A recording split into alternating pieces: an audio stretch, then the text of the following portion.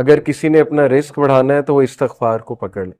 In fact رسول اللہ صلی اللہ علیہ وسلم میجورٹی صحابہ جب ان سے کوئی ذکر پوچھتے تھے تو یا وہ درود ابراہیمی بتاتے تھے یا وہ استغفار بتاتے تھے. یہ ثابت ہے صحیح حدیث سے. تو استغفار کے بارے میں ایک حدیث یہ بھی آتی کہ رسول اللہ صلی اللہ علیہ وسلم نے فرمایا کہ جو شخص استغفار کو کانسٹنٹلی اپنا لیتا ہے, بہت زیادہ کانسٹنٹ استغفار کرتا ہے, اللہ will make a way out of him from every difficulty. اللہ تعالیٰ اس شخص کے لیے ہر مشکل سے کوئی راستہ نکال دیتا ہے. تو میں نے خود بھی پرسنلی اپنی لائف میں دیکھا, ایم شور کہ آپ لوگوں نے بھی دیکھا ہوگا کہ جو بندہ بہت زیادہ استغفار کرتا ہے اس کے معاملات آسان ہوتے ہیں, اور جو بندہ جتنے گناہوں میں پڑا ہوتا ہے اور استغفار جو ہے نہیں کرتا ہے تو پھر ظاہر ہے کہ اس کے معاملات پھر بہت تنگ ہو جاتے ہیں, اس کی لائف بہت تنگ ہو جاتی ہے. اسی طرح سب سے جو بہترین, یہ ون آف دا فیوریٹ آیاز ہے صحابہ کی. میجورٹی صحابہ جب ان سے پوچھا جاتا تھا کہ آپ کی فیوریٹ آیا کون سی ہے, صحابہ کی آپس کی کنورسیشنز یہ ہوتی تھی, بیٹھ کر ایک دوسرے سے ڈسکس کرتے تھے کہ آپ کی فیوریٹ آیا کون سی ہے, آپ کی فیوریٹ آیا کون سی ہے. تو چیپٹر 39 ورس نمبر 53, سورہ زمر ورس 53, قل یا عبادی الذین اسرفوا علی انفسہم لا تقنطوا من رحمت اللہ. اے نبی کہہ دیجئے میرے بندوں سے, یہاں پر یا عبادی تمام انسانوں سے بات ہو رہی ہے, الذین اسرفوا علی انفسہم جو کہ زیادتی کر چکے ہیں اپنے نفس میں, who have crossed the limits. اسرفوا یعنی کہ اسراف کر دیا ہوا ہے, زیادتی کر دی ہوئی ہے انہوں نے اپنے نفس پر. کیا کہو انہیں, لا تقنطوا من رحمت اللہ, کہ اللہ کی رحمت سے مایوس نہیں ہو. ان اللہ یغفر الذنوب جميعا, بے شک اللہ تعالیٰ تمام گناہ معاف کر دیتا ہے, تمام گناہ معاف کر دیتا ہے. ایک حدیث قدسی میں آتا ہے کہ اللہ سبحانہ تعالیٰ کہتے ہیں کہ اے ابن آدم, اگر تو میرے پاس گناہ لے کر آئے اور تیرے گناہ جو ہے وہ زمین سے آسمان تک جو ہے وہ ڈسٹنس کو فل کر رہے ہیں, لیکن تو مجھ سے سنسیئر ریپینٹنس کرتا ہے تو میں تجھے معاف کروں. ابھی بہت خوبصورت حدیث آپ کے سامنے آئیں گی اللہ سبحانہ وتعالیٰ کی مرسی کے حوالے سے.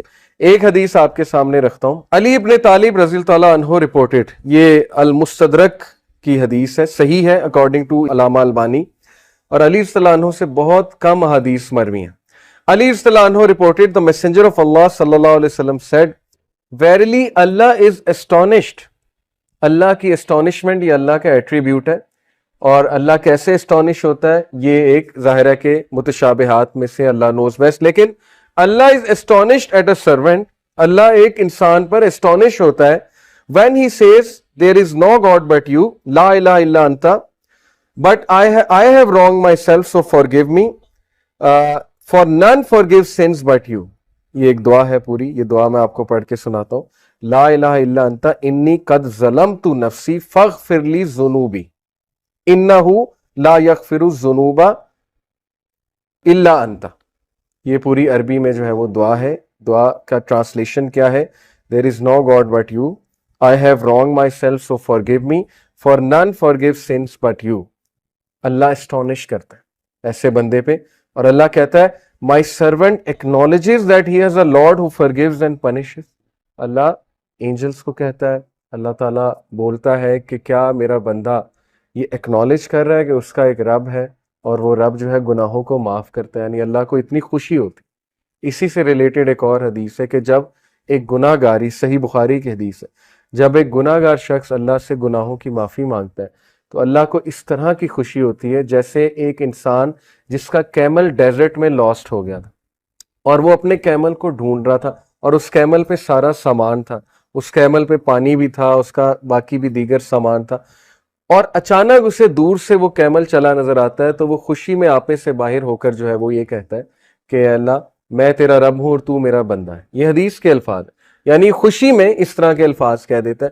تو اللہ تعالیٰ کو اس لیول کی جو ہے وہ خوشی ہوتی جب گناہ گار بندہ اللہ سے بات کرتا ہے, جب گناہ گار بندہ اللہ سبحانہ و تعالیٰ کو پکارتا ہے.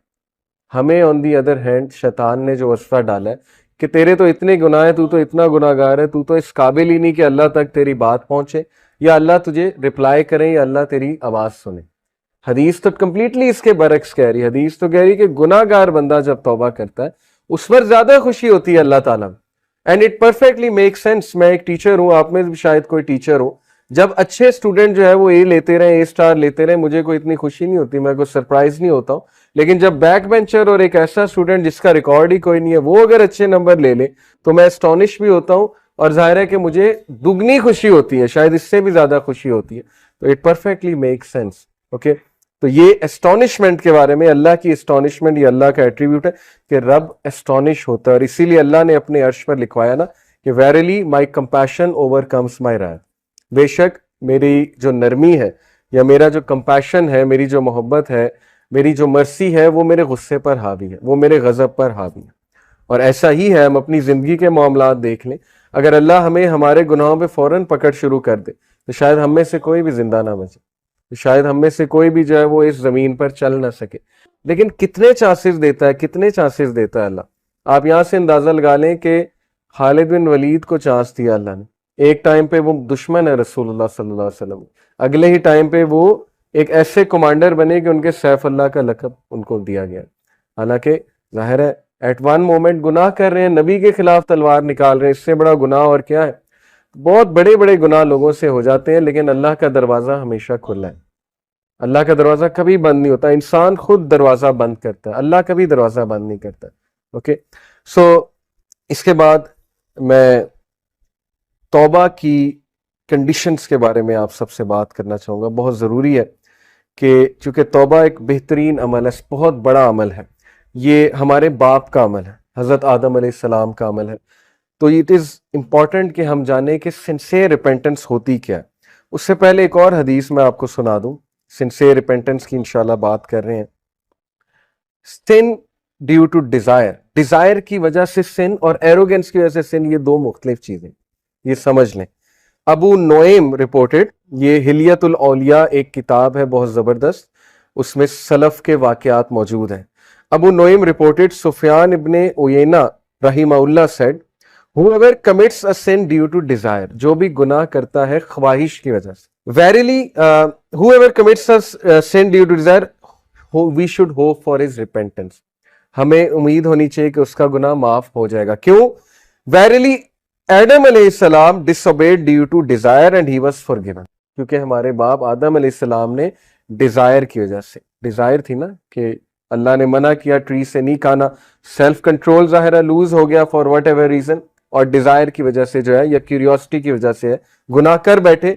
تو انہوں نے کہا کہ انہوں نے سفیان ابن عیینہ نے کہ اگر کوئی شخص ڈیزائر کی وجہ سے گناہ کرتا ہے تو اس کی معافی ہے. But if a sin is committed due to pride and arrogance, then fear that the perpetrator may be cursed. لیکن اگر کوئی شخص متکبر ہو کر, اور جیسے فرعون تھا, انا ربکم الاعلی, تکبر, ایک تو گناہ کر رہا ہے, بچوں کو مار رہا ہے, آگے سے اعلان کر رہا ہے کہ میں رب ہوں, میں زندگی دیتا ہوں, میں موت دیتا ہوں. تو یہ والا جو سن ہے اس کے بارے میں ہے کہ that person will be cursed. Verily Iblis disobeyed due to pride and he was cursed. انہوں نے کہا کتنا خوبصورت کمپیریزن ہے کہ آدم علیہ السلام نے بھی گناہ کیا, لیکن وہ گناہ ڈیزائر کی وجہ سے تھا, پھسل گئے. لیکن ابلیس کا جو گناہ تھا وہ تکبر کی وجہ سے تھا, وہ پرائڈ کی وجہ سے تھا, تو وہ کرسڈ ہو گیا, اسی لیے ہم اسے رجیم کہتے ہیں. تو اگر آپ کسی کو گناہ میں مبتلا دیکھیں تو اس کو پہلی تو بات جج نہ کریں, کیونکہ وہ شخص سٹرگل کر رہا ہے. وہ کون سا پرائڈ میں کر رہا ہے؟